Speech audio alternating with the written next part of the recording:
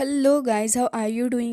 इस एपिसोड की स्टार्ट होती है और हमें देखने के लिए मिलता है कि एलेक्स कह रहा था कि उसके अंदर जो थ्री मिस्टीरियस एनर्जी है वो अब यहाँ पर उसकी बॉडी के अंदर पूरे तरीके से मर्ज हो चुकी हैं और अब वो यहाँ पर इसी स्पिरिट के अंदर हेवन एंड अर्थ की पावर को भी एब्जॉर्व कर सकता है, जिससे कि अपना एलेक्स पहले से भी ज़्यादा स्ट्रांग हो गया है। लेकिन गाइस अब देखना ये है कि आगे एलेक्स के साथ में क्या होता है। तो गाइस हमें देखने के लिए मिलता है कि यहाँ पर अभी जो माहौल था काफ़ी गर्म हो चुका होता है। एलेक्स का फ्रेंड देख रहा था कि ये जो एंशियंट फ्रीक है वो तो डेथ एनर्जी का इस्तेमाल करके फिलहाल एलेक्स की बॉडी के पास ही जाकर खड़ा हो गया था और कह रहा होता है कि अब यहाँ पर कोई भी मूव लेना इतना ज़्यादा रिस्की नहीं रहेगा। हालांकि यहाँ पर अभी भी एलेक्स को वो थ्री इमोर्टल एनर्जी प्रोटेक्ट कर रही होती है, लेकिन फिर भी वो यहाँ पर अपनी हेवनली सोर्ड निकाल लेता है और अब अपनी हेवनली सोर्ड का इस्तेमाल करते हुए एलेक्स के ऊपर अटैक भी करता है। जिसके बाद एलेक्स का फ्रेंड सोच रहा था कि आखिर वो क्या करे, लेकिन इतनी ही देर में एलेक्स का एक दूसरा फ्रेंड आ जाता है जो कि सबसे पहले अपनी पावर का इस्तेमाल करते हुए एंशियंट फ्रीक को पीछे हटाता है और उसके साथ ही एंशियंट फ्रीक की हालत ख़राब हो चुकी थी। जैसे ही मोटू देखता है कि यहाँ पर अब अभी इनका एक और फ्रेंड भी यहाँ पर आ गया है, तो वो कह रहा होता है कि आखिर तुम यहाँ क्या कर रहे हो। तभी वो कह रहा होता है कि मुझे पता चल गया इसके बारे में। तभी मोटू कहता होता है कि अच्छा ऐसी बात है, वैसे तो ये जो थंडर स्टॉर्म है मुझे लग रहा है कि यहाँ पर बहुत ही ज़्यादा डेडली है और साथ ही यहाँ पर ये बंदा ये इसके अंदर भी एंटर नहीं कर पाता, लेकिन न जाने कैसे ये इसके अंदर चला गया और साथ ही अपनी पावर का इस्तेमाल भी कर रहा है। तभी वो कह रहा होता है कि अच्छा ऐसी बात है। जिसके बाद हमें वो फेरी भी दिखाई जाती है जो कि एलेक्स की हेल्प के लिए वहाँ पर मौजूद होती है, लेकिन फिर भी यहाँ पर मोटू थोड़ा उदास ही था उसको देख के और कह रहा होता है कि न जाने क्या होगा। तभी वो कह रही होती है कि रैबिट गर्ल जो है वो अभी किसी के पास गई है हेल्प लेने के लिए, क्या पता कि वो किसी नई हेल्प के साथ में वापस आए। तभी वो कह रहा होता है कि हाँ, मुझे लग रहा है कि वो इतनी देर में तो आ ही जाएगी जितनी देर में ये बंदा अपने एलेक्स को खा लेगा। और आखिर क्या आइडिया हो सकता है इसके पास में। जिसके बाद वो बंदा कह रहा होता है कि कोई नहीं, हमारे पास अभी भी एक होप है। वो तुरंत ही उस थंडर स्टॉर्म के पास चला जाता है एलेक्स को बचाने के लिए, लेकिन क्योंकि उसके पास में डेथ एनर्जी ही मौजूद नहीं थी तो अब इस चीज़ का कुछ भी फ़ायदा नहीं होने वाला था और उल्टा उसी को बहुत ही ज़्यादा हर्ट हो रहा होता है। लेकिन फिर भी एलेक्स को बचाने के लिए उसे एक्शन तो लेना ही था। उस एंशिएंट फ्रीक को हटाने के लिए वो बहुत ही ज़्यादा स्ट्रगल करता है और फिर अपने एरो एंड बाहों को शूट करने वाला था, लेकिन ये जो थंडर की पावर थी वो उसे बीच में आने ही नहीं दे रही होती। अब एंशिएंट फ्रीक तो वहाँ पर खड़ा हुआ खुश था कि अब यहाँ पर वो आराम से कुछ भी कर सकता है और अब कोई भी साथी नहीं रोकेगा इसको। जिसके बाद वो कह रहा होता है कि ज़रा देखो तो सही, क्या सच में ये वर्थ इट रहा। और साथ ही अपनी पावर का इस्तेमाल और भी ज़्यादा कर रहा होता है, जिससे कि एलेक्स के फ्रेंड के पास में जो प्रोटेक्टिव शील्ड बैरियर बना हुआ था वो भी धीरे धीरे करके ब्रेक होने लग जाता है, जिसको बचाने के लिए अब मोटू आगे बढ़ता है। और तभी हमें दिखाया जाता है कि एलेक्स का फ्रेंड फाइनली जाके अपने एरो एंड बाव को शूट कर देता है। वो एरो काफ़ी सारे एरोस के अंदर कन्वर्ट हो जाते हैं और आगे भी बढ़ते हैं, लेकिन अब ये थंडर से उसे इतनी ज़्यादा चोट पहुँचती है कि उसकी खुद की हालत भी ख़राब हो चुकी थी। वो हैवीली इंजर्ड हो चुका होता है और अब वो खड़ा भी नहीं हो सकता था। तभी मोटू देख रहा होता है कि अब आगे क्या होगा। ये एंशिएंट फ्रीक अब आगे जा रहा होता है और अब अपनी सोर्ड लेके एलेक्स के ऊपर अटैक करने वाला था, लेकिन तभी यहाँ पर ये जो थ्री इमोर्टल एनर्जी है वो एलेक्स को प्रोटेक्ट कर रही होती है। हालांकि तभी वो यही कह रहा होता है कि तुम्हें वो मिस्टेक नहीं करनी चाहिए थी क्यान गो को ऑफेंड करके, और अब तुम्हें इसके कॉन्सिक्वेंसेस भुगतने होंगे। लेकिन तभी वहाँ पर काफ़ी ज़्यादा लाइटनिंग भी चमकने लग जाती है और हमें दिखाया जाता है कि उसकी हालत ख़राब हो चुकी थी। वो बंदा तो वहीं पर बेहोश सा हो जाता है, लेकिन तभी हमें देखने के लिए मिलता है कि यहाँ पर तो अब वो ओल्ड 8 आर्म स्पिरिट एल्डर आ चुके थे, जिसकी मदद एलेक्स ने पहले भी की है। इन्हें देखने के बाद तो अब मोटू कह रहा होता है कि आखिर ये ओल्ड मैन यहाँ पर क्या कर रहे हैं। तभी उसके पीछे रैबिट गर्ल अपीयर होती है और वो कह रही थी कि ज़रा अपने फेस को तो देखो, तुम कितने ज़्यादा डरे हुए हो। वैसे 8 आर्म्स सोल एल्डर को मैं ही यहाँ पर लेकर आई हूँ हम सबकी हेल्प के लिए, और क्योंकि एलेक्स यहाँ पर कुछ कर भी नहीं पा रहा था तो यहाँ पर इस 8 आर्म स्पिरिट एल्डर का आना वाकई में इन लोगों के लिए एक बहुत ही ज़्यादा बड़ा मिरेकल साबित हो चुका होता है। तो मोटू कह रहा होता है कि आखिर तुमने इन्हें ढूंढा कहाँ पर। तो वो कह रही होती है कि तुम इसके बारे में ज़्यादा मत सोचो, बस मैंने इन्हें ढूंढ लिया और इनको कहा हमारी हेल्प के लिए, तो ये भी राज़ी हैं। जिसके बाद अब यहाँ पर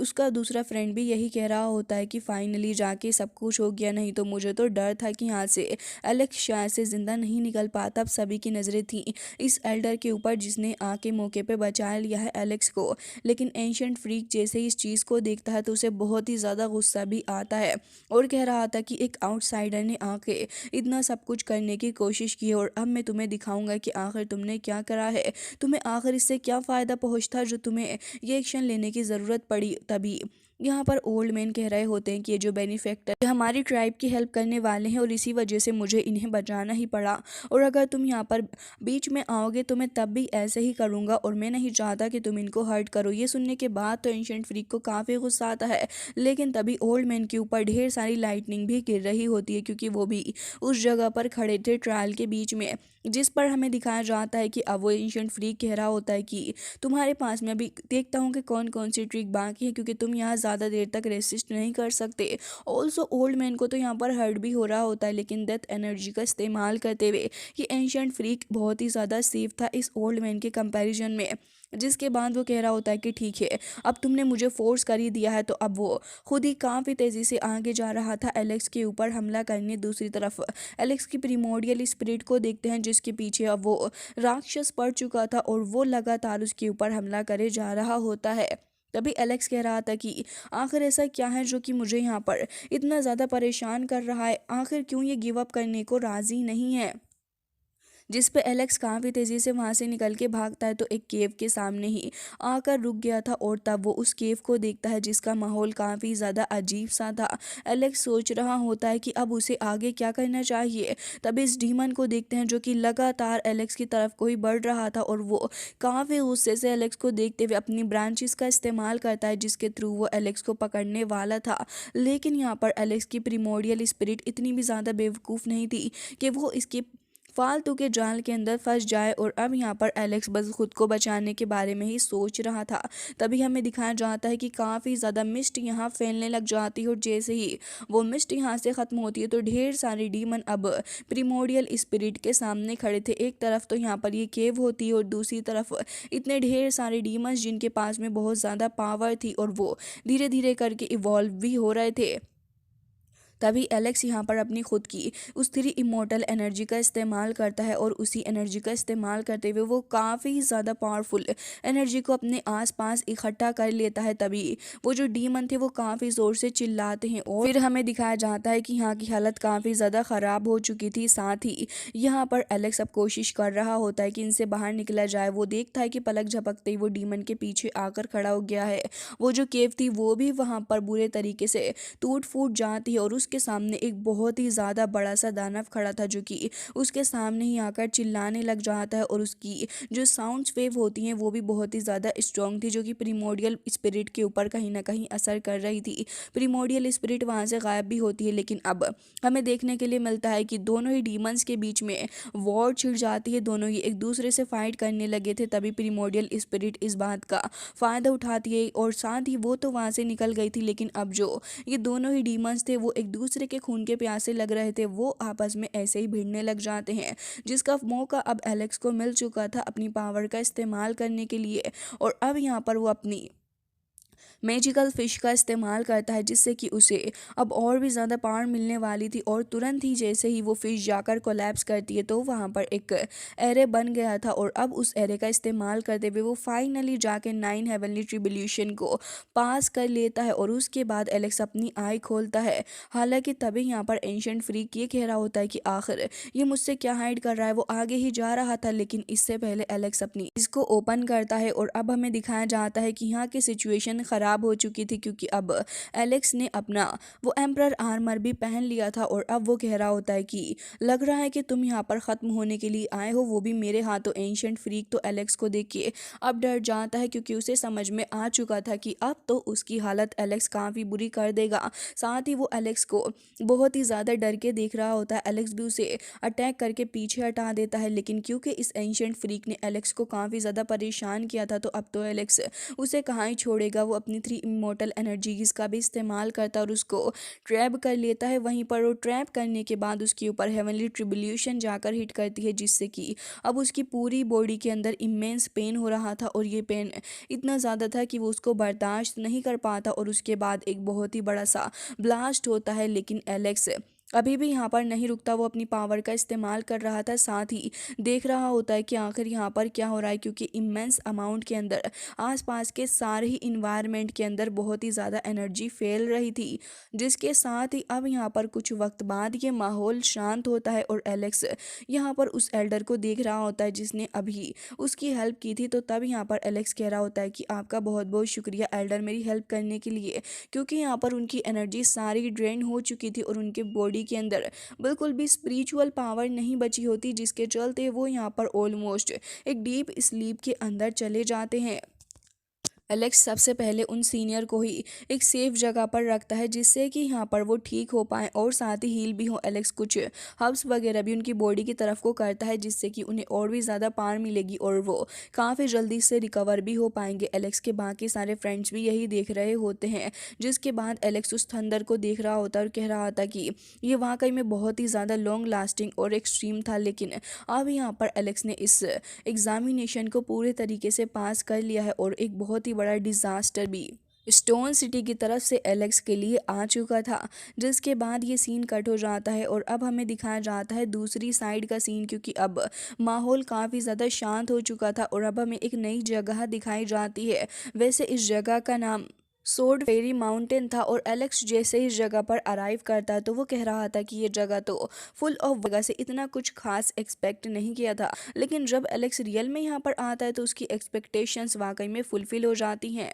और इसे देखकर एलेक्स कह रहा होता है कि वैसे ये जो इमोर्टल स्लेइंग प्लेटफॉर्म है ये अभी यहाँ पर लास्ट लेवल नहीं है, शायद से इसके आगे कुछ और भी हो सकता है। तभी एलेक्स थोड़ा और आसपास एक्सप्लोर कर रहा होता है कि आखिर उसको और यहाँ पर क्या मिल सकता है। बाद एलेक्स को यहाँ पर नज़र आ रहा होता है काफ़ी ज़्यादा पावरफुल हेवनली ट्रिब्यूलेशन पूल, जिसके अंदर यहाँ पर लाइटनिंग लिक्विड मौजूद था और ये एक गोल्डन लाइटनिंग लिक्विड है। एलेक्स तो इसे देखते ही तुरंत ही इसकी तरफ को बढ़ जाता है और अब यहाँ पर देख रहा था कि भाई साहब ये तो चीज़ बहुत ही ज़्यादा काम की है, जिसे देखते ही एलेक्स अपनी पावर का इस्तेमाल करते हुए एक छोटी सी ड्रॉप लेता है और उसके बाद उसको कंज्यूम कर लेता है। जैसे ही एलेक्स उसको कंज्यूम करता है तो उसे ऐसा फील होने लगता है कि इससे तो मेरी बॉडी हील हो रही है और साथ ही उसकी प्रीमोडियल स्पिरिट जो कि पहले उस केव में जाने के बाद काफ़ी ज़्यादा डैमेज हो चुकी थी, अब वो भी हील हो चुकी थी, जिससे कि एलेक्स को काफ़ी अच्छा फील हो रहा था और कह रहा होता है कि ये जो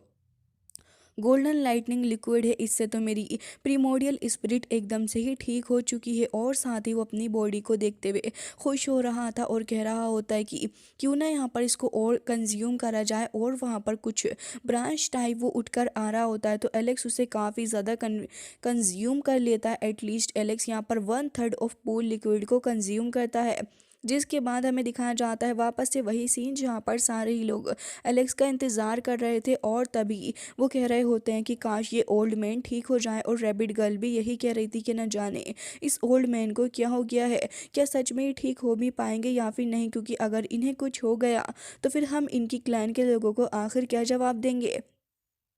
तो मोटू कह रहा होता है कि तुम इसके बारे में ज़्यादा क्यों सोच रही हो, हम तो उनसे ये कह देंगे कि इनका बस बैड लक चल रहा था तो बस इनके साथ ये हो गया, और उसके बाद हम लोग उनसे अपोलोजाइज भी कर लेंगे। ये सुनने के बाद तो रैबिट गर्ल कह रही होती है कि अच्छा तुम्हें सच में लगता है कि इतना आसान है, लेकिन इतनी देर में थंडर स्ट्राइक करती है और उसके बाद तो धीरे धीरे करके काफ़ी सारे हेवनली गॉड्स इस जगह पर आकर अपीयर हो गए थे और वो सारे के सारे यहाँ पर आए होते हैं उस लिक्विड को हासिल करने के लिए जो कि एलेक्स को अभी मिला है। रैपिड गर्ल जो कि इतनी छोटी सी है उसे काफ़ी गुस्सा आता है ये सब कुछ देखकर और कह रही होती है कि अगर तुम में से किसी ने भी आगे बढ़ने की हिम्मत की तो याद रखना कि तुम सबका हाल बुरा हो जाएगा।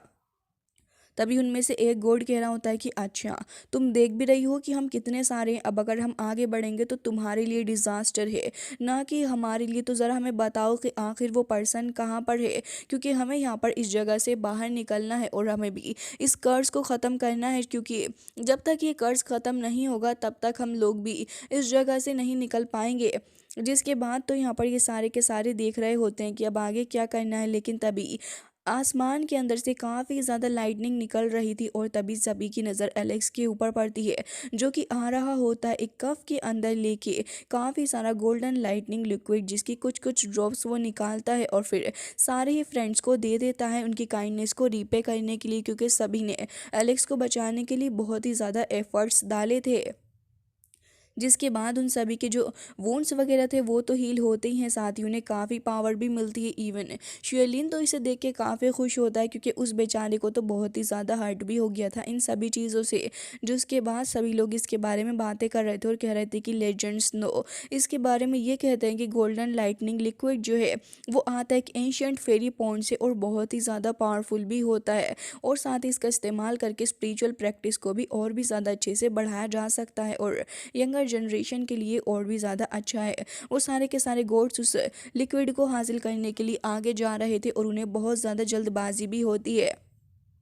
लेकिन तभी एलेक्स यहाँ पर एक शील्ड बैरियर बना लेता है उस रिवर का वाटर यूज़ करके, और साथ ही प्रोटेक्टिव बैरियर बना के वहीं पर खड़ा हो जाता है अपने साथियों के साथ, और फिर जो लास्ट ड्रॉप बची थी वो उस ड्रॉप को लेता है और यहाँ पर इस 8 आर्म एल्डर के माउथ के अंदर को उसे डाल देता है। जिसके बाद धीरे धीरे करके हमें दिखाया जाता है कि उनकी बॉडी से काफ़ी डार्क एनर्जी निकल रही थी, और ये एनर्जी एक कर्स होती है जो कि अब उनकी बॉडी से निकल चुकी थी, और जैसे ही उनकी बॉडी के अंदर से कर्स निकलता है तो अब यहाँ पर वो पूरे तरीके से आज़ाद हो चुके थे और अब उन्होंने अपनी फ्रीडम को वापस रीगेन कर लिया था। ये देखकर तो यहाँ पर ये सारे ही गोड्स हैरान थे और कह रहे थे कि इस लिक्विड का इस्तेमाल करके तो हम किसी भी तरीके से इस एरोजन को एलिमिनेट कर सकते हैं अपनी बॉडी से, तो अब तो हमें इसको हासिल करना ही है, क्योंकि वो अपनी आंखों के सामने ही सब कुछ देख रहे थे। तभी यहाँ पर जैसे ही वो एल्डर आगे बढ़ते हैं तो शील्ड बैरियर की वजह से उन्हें काफ़ी हर्ट होता है। साथ ही शेलिन को देखते हैं जो कि अपने एरो एंड बाव को लेके शूट करने वाला था, लेकिन इतनी देर में वो एल्डर जो होते हैं वो एकदम ही ठीक होके फर्स्ट क्लास आगे खड़े हो जाते हैं और वो कह रहे थे कि इस फ्रेंड ने मेरे कर्स को हटा दिया है, मेरी हेल्प की है, तो अब मेरी सफरिंग जब पूरे तरीके से ख़त्म हो चुकी है तो मैं किसी को भी अलाउ नहीं करूँगा कि वो यहाँ पर आगे बढ़ के मेरे फ्रेंड को हर्ट करें, और अपनी काफ़ी ज़्यादा एनर्जी भी वो रिलीज़ करते हैं।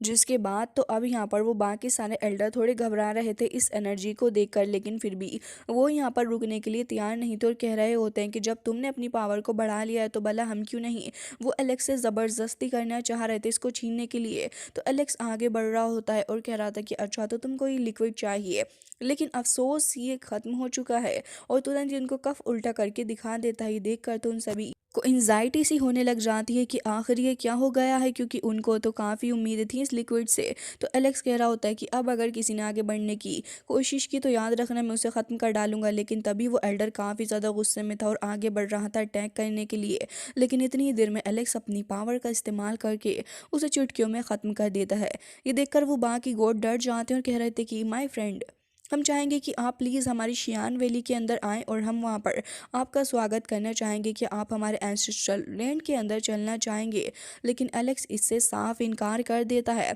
जिसके बाद हमें दिखाया जाता है कि एलेक्स आ चुका होता है अब फ़िलहाल एंशिएंट इमॉर्टल रियल्म के अंदर, और वहाँ पर आने के बाद उसे देखने के लिए मिलता है कि यहाँ पर तो एक विलो लीफ मौजूद है। तभी एल्डर बता रहे होते हैं कि ये जो लीफ है यहाँ पर काफ़ी वक्त से मौजूद है, और अब जब आप यहाँ पर आ गए हैं तो मैं आपको इसे दिखाना भी चाहूँगा। जिसके बाद एलेक्स स्पिरिट सेक्रीफाइस वाले एरिया के पास में आ जाता है और उसे देखने के लिए मिलता है कि यहाँ पर ये विलो लीफ है, तो वो आगे बढ़ता है अपने सारे फ्रेंड्स को वहाँ पर रोक कर। जिसके बाद एलेक्स जैसे ही जाता है तो वो देखता है कि काफ़ी सारे डिसाइबल्स हैं जो कि रिस्पेक्ट पे कर रहे हैं। एलेक्स भी इन सभी को देखता है और उसे नज़र आता है कि यहाँ पर तो विलो गॉड मौजूद है और सभी के सभी डिसाइबल उन्हीं को रिस्पेक्ट पे करने में लगे हुए हैं। जिसके बाद एलेक्स के फ्रेंड्स जो थे वो भी उसके पीछे पीछे ही आ रहे होते हैं, लेकिन एलेक्स यहाँ पर विलो गॉड से खुद अकेले कुछ बात करना चाहता था, जिसके चलते वो यहाँ पर अपने फ्रेंड्स को अपने हाथ के थ्रू इशारा करता है और उन सभी को वहाँ पर रुकने के लिए कहता है। जिसके बाद वो सभी तो वहीं पर रुक गए थे, लेकिन एलेक्स अब आगे बढ़ता है धीरे धीरे करके। वो यहाँ पर विलो गॉड की तरफ ही आगे जा रहा था और बाकी सारे डिसाइबल्स भी देख रहे होते हैं कि आखिर ये न्यू लड़का कहाँ जा रहा है। जिसके बाद एलेक्स यहाँ पर आकर खड़ा हो जाता है और अब वो यहाँ पर आते कह रहा होता है कि विलो गॉड मैं आ रहा हूँ। ये सुनते साथ ही विलो गॉड जो थी वो तुरंत ही एक्टिवेट हो जाती है और हमें दिखाया जाता है कि विलो गॉड ट्री के ऊपर से बहुत ज़्यादा एनर्जी रिलीज हो रही होती है आसपास के इन्वायरमेंट के अंदर, क्योंकि पूरी की पूरी एक ब्रांच थी लेकिन अब वो विलो गॉड ट्री बन चुकी है जिसके अंदर से काफ़ी ज़्यादा डिवाइन ऑरा निकल रहा था और बहुत ही ज़्यादा लाइटन अप हो रही होती है। यहाँ आसपास भी काफ़ी सारे डिसाइबल्स मौजूद थे जो कि कह रहे होते हैं कि एंसेस्ट्रल स्पिरिट की जो ब्रांच थी वो एक बार फिर से रिवाइव हो गई है। और तभी हमें दिखाया जाता है कि विलो गॉड ट्री तुरंत ही वहाँ पर एक साउंड प्रूफ बैरियर लगा लेती है क्योंकि उसे एलेक्स से कुछ इंपॉर्टेंट बात करनी थी। तभी वो कह रही होती है कि तुम वो सेकंड पर्सन हो जो कि मुझे यहाँ पर उठा रहे हो। ये सुनने के बाद तो एलेक्स थोड़ा शॉक्ड होता है कि आखिर विलो गॉड किसके बारे में बात कर रही है, जिसके बाद एलेक्स ये भी सोच रहा होता है कि शायद से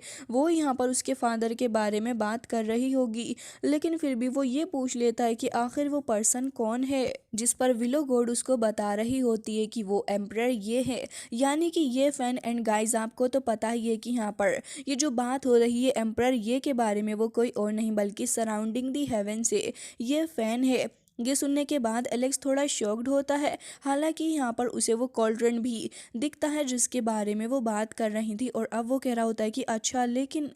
आखिर वो है कौन, क्योंकि एलेक्स को तो ये फ़ैन के बारे में कुछ भी नहीं पता है। जिसके बाद वो काफ़ी कंफ्यूज था और पूछ रहा होता है कि आखिर वो कहाँ से बिलोंग करते हैं। तभी वो कह रही होती है कि असल में बात ऐसी है कि उस पर्सन का जो सर नेम है वो ये है, ना वो प्रेजेंट से बिलोंग करता है और ना ही पास्ट से। तो इसका मतलब तो ये हुआ कि वो जो हमारा ये फैन है वो फ्यूचर से बिलोंग करता है। एलेक्स पूछ रहा होता है तो वो यहाँ पर क्यों आए थे, तो वो कहने लग जाती हैं कि वो यहाँ पर आया था विलो लीफ को हासिल करने के लिए, मुझे एक बार फिर से लाइफ देने के लिए, और साथ ही वो यहाँ पर मेरी हेल्प कर रहा था मेरी लिमिट को सप्रेस करने के लिए। ये सुनने के बाद एलेक्स कह रहा होता है कि अगर ऐसी बात है तो मैं तो बस होप ही कर सकता हूँ कि एक दिन मैं उनसे मिलूंगा। ये सुनने के बाद विलो लीफ की एक ब्रांच उसकी तरफ आगे बढ़ती और वो कह रही थी कि तुम ऑलरेडी इस स्टेज पर पहुँच चुके हो जिससे कि तुम वहाँ जा पाओगे।